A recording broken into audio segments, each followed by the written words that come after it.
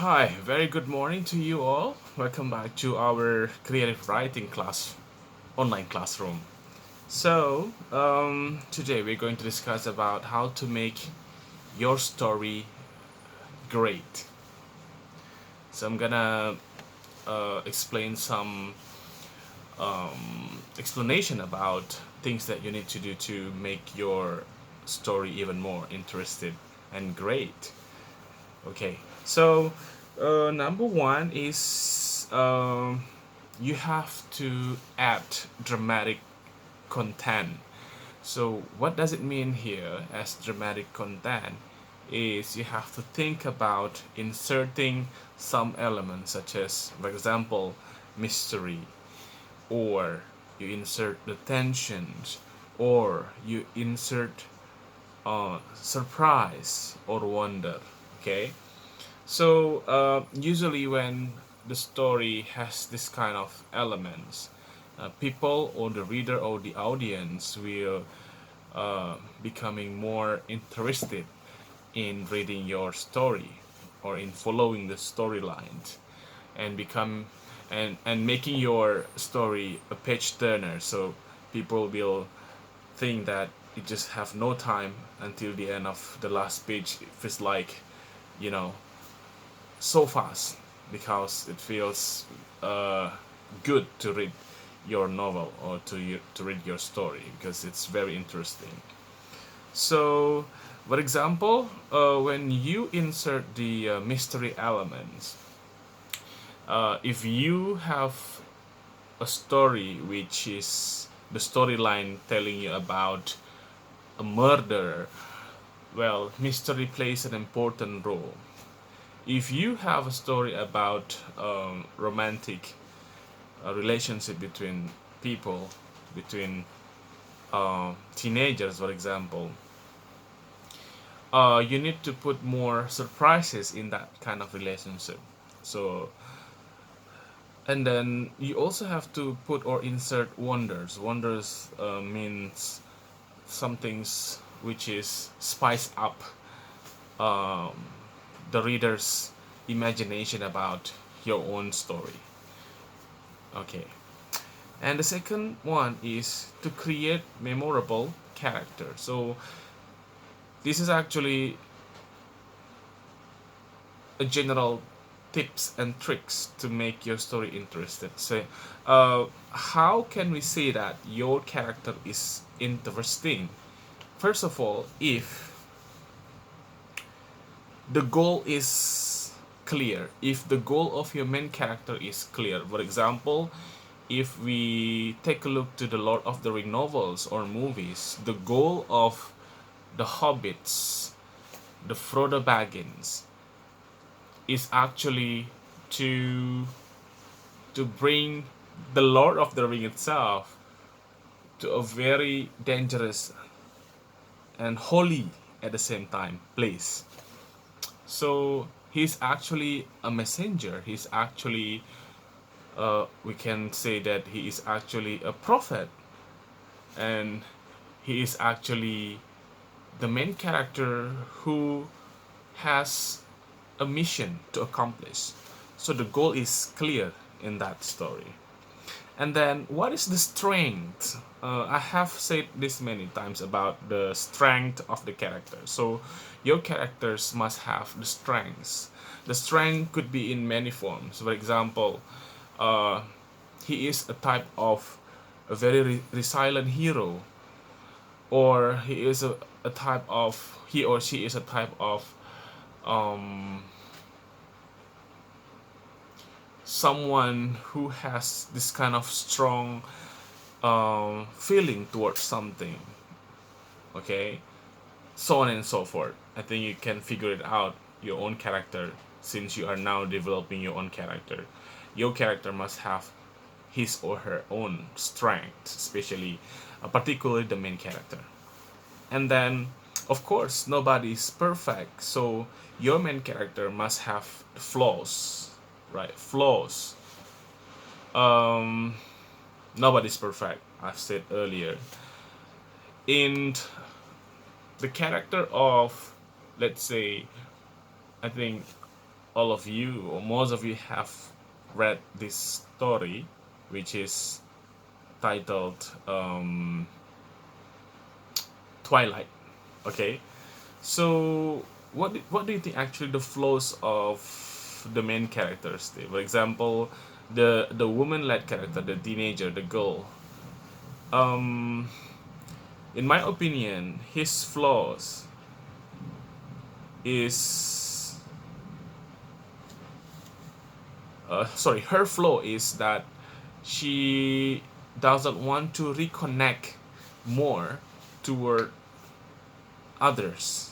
For example, she's kind of a very introvert person that she doesn't have many friends because, in my opinion, she has her own problem and she needs to deal with that first instead of gaining more friends. So that's one of the flaws in the characters in that movie or in that novel. And your character must also have personas. What does it mean by persona? Persona is actually the unique traits or unique qualities in every characters. For example, in Harry Potter, what do you think is actually his persona? The unique trait or unique character, unique personality. What do you think about Harry Potter? In my opinion, Harry Potter's persona is actually his willingness to discover the truth about anything which is closed, which is veiled uh, by mysterious things. So that's why I call as the personas. He is very willing to help everyone. He is very willing to do anything to find the truth. Okay, so I hope your character also have this kind of thing. Number three is make dialogue uh, as good as possible. Make your dialogue count. That means, um, how do you make the dialogues in your story becoming the punchline or becoming something to remember by the reader? You also need to be very witty, and if you want to be very witty reader, a writer or author, you need to read and write a lot. It needs practice actually to make a good dialogue within a story. Okay, so by reading a lot of quotes, by reading a lot of books, novels, sometimes they will teach you to create your own punchline in the dialogue, and people will always remember that dialogue. For example, in a teenage movie, Indonesian teenage movie, uh, such as Dila 1991, the famous dialogue is what is it? Kamu jangan rindu, cukup aku saja karena rindu itu berat. Is it? Cheesy. But everyone remembers that.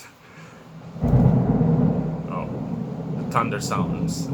It makes this video even more dramatic. Okay, next one is you also have to include a very strong conflict in your story. Okay, for example, you need to create characters whose personalities or whose goals clash with one another. Of course, this kind of stories or this kind of conflict involve the vial, involve the what we call as the enemies, or what we call as people who actually trying to halt, trying to avoid the main characters to achieve. So it spices up your story if you put more conflict where the characters have clash personalities or clash goals. Okay, so this is very important to use as one of the techniques in writing your story, because most of the time when you're reading the teen lit, for example, there was almost no conflicts at all, besides a very complicated love story. For example, the triangle love stories problems, or the orphan problems, the poor boy or poor girl problems. That's only the conflict. But you need to put more conflicts inside that to make people more interested turning your story, turning the page of your story. Okay, and next, number five is write a very great beginning. So it's a very catchy things. It's a very interesting thing. It's a must thing to do when you want to write something, especially short story or novel. Introducing characters and scenarios beguilingly. So beguilingly means you need to make the characters very charming or very enchanting. Not only the characters but also the surroundings. For example, the scenarios, the backgrounds, or the other characters. It must be very charming. For example, um, when you want to write a story about uh, a class system. So I'm a big fan of utopian novels or utopian story because I'm very thrilled to see how the class system is different from one and another, and I find this kind of story in stories like Divergent. Yeah, it's from novel and then adapted to movies, and then also in a story like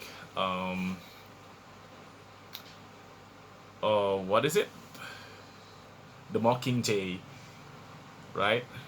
And this kind of story, this dystopian story, provide provides you with the very interesting opening and characters. So they present their characters beguilingly, charmingly, because we have never seen this before. For example, in Divergent, who have ever imagined before that our future community could be divided into based on the traits? They have dauntless, they have uh, abnegation, they have erudite, and things like that. So you, at the age of 16 years old, there will be ceremony for you to choose your own traits by a system of tests. So if you're born in abnegation family, usually you will choose the traits of your parents, which is abnegation too. But also you can change your family and live with another community if you have or if you desire to live, for example, as a downless person. So this kind of thing is really interesting me as an avid reader or a lover of dystopian novel. Okay, and number six is create satisfying ending as well. So I am the person who dislikes sad ending story. I want every story ended with happy ending. Okay, but we know that not every story is ended with happy ending. There must be like a heartbreaking scene or heartbreaking end that causes you crying all night long or that makes your day like becoming a bad day. But please create a very satisfying ending for the readers. In my opinion, I demand the writer or the author to have a plot twist. We have discussed plot twist before, right? A surprising ending at the end of the story, so it will make your story more interesting. Well, I think that's all for today. I hope you have learned something from this online classroom. I know that last week I told you that we're gonna use the Zoom, but I realized that not every one of you has access to Zoom because first it's costly because um, yeah, it takes money, it takes sources, and I do really understand about your situation. So that's why I still keep recording this online lecturing for you to be able to access it on WhatsApp because it's easier and cheaper. I think that's all for today. Stay healthy, stay safe, and I'll see you when I see you. Bye.